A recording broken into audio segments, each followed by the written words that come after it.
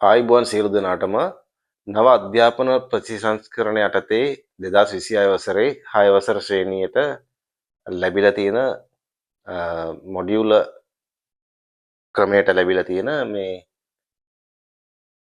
පෙළපොත් තමයි මේ තියෙන්නේ. දැනට ලැබිලා තියෙන්නේ මුල්ලතාවටම පෙළපොත් 11ක් තමයි ලැබිලා තියෙන්නේ. මේ තියෙන්නේ ගණිතය, විද්‍යාව, ඉතිහාසය තියෙනවා. ඒ ඉතිහාසය නැහැ කියලා දෝෂාරෝපණයක් තිබුණා. දැන් නමුත් ඉතිහාසය දැපේ තියෙන බව පේනවා. ජීවිතය සඳහා තාක්ෂණ වේදය, භූගෝල විද්‍යාව,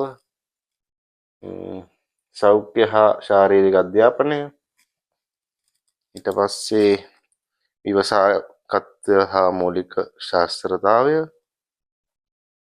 පුරවැසි අධ්‍යාපනය, තොරතුරු හා sannivedana තාක්ෂණය, දෙමළ භාෂාව, ඊට අමතරව සමාජ සත්කාරක සේවා කියලා මේ පෙළපොත් ටික තමයි මුල් අදියරේ ලැබිලා තියෙන්නේ. මේ පෙළපොත් අදාළ වන්නේ පළමු වාරය තමයි මේ ටික අයිති වෙන්නේ. ඉතින්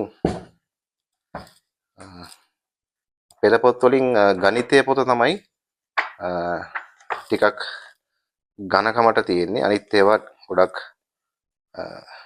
සාමාන්‍ය තත්ත්වයක තියෙන්නේ. පිටු ගාන තියෙනවද කියලා බලමු. මේක විද්‍යාව පිටු 117ක් 114ක් කියලා පෙන්නනවා. ඉතින් මේ ටික තමයි මොකද හැමෝම දෙමාපියන් සහ දරුවන් පුන බලා සිටියා මොකද්ද මොන වගේ දේවල්ද වෙන්නේ මොන වගේ පොත්ද ලැබෙන්නේ කියලා. ඉතින් ඒක ගැන පොඩි අයිඩියා එකක් ගන්න තමයි මේක දාන්නේ මුලින්ම. මේ තියෙන්නේ පොත් ටික. ඉතින් මේ පොත් ඉතින් මේවා පේන ඇති ඝනකම පිටු මම හිතන්නේ 40ක්වත් නෑ වගේ. පිටු මේ පොතේ තියෙන්නේ පිටු 22යි. ඔය කියන්න ඕන හැබැයි සාමාන්‍යයෙන් පෙර ලබා දුන් පරණ නිර්දේශ වලට ලබා දුන්න පෙළපොත්වල සාමාන්‍යයෙන් ක්වොලිටි එක තියෙනවා. මේ පේපර් ක්වොලිටි එක හොඳයි. මේ පේපර්ස් වල ක්වොලිටි එක ටිකක් බාලයි කියලා තමයි දැනෙන්නේ. ඉතින් ආරක්ෂා කරගන්න එහෙම ටිකක් අමාරු වෙන්න පුළුවන්.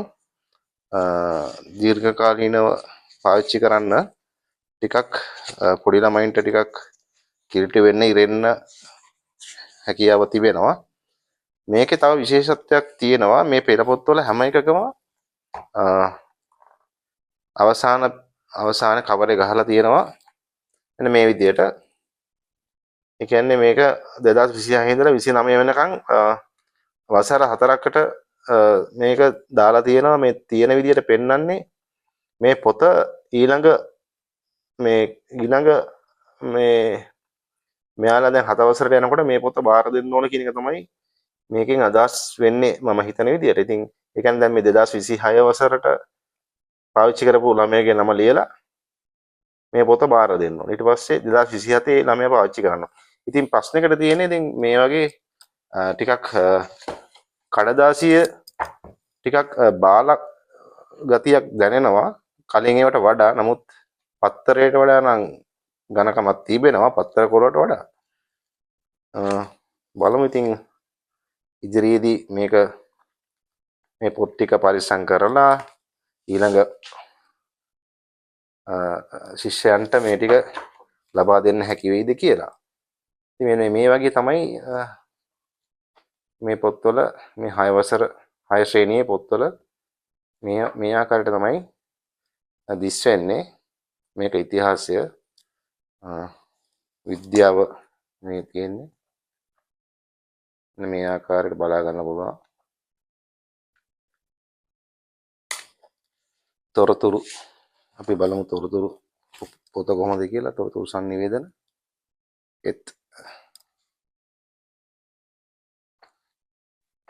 හරි.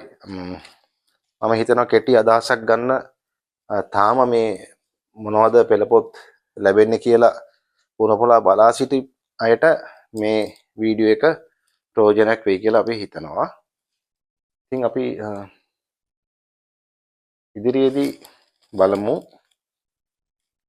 ඉදිරියේදී මොනවද සිද්ධ වෙන යන වෙනස්කම් සහ මේකේ තියෙන වාසි අවාසි ගැනත් අපි කතා කරන්න උත්සාහ කරලා බලමු. ඉතින් බොහොම ස්තුතියි.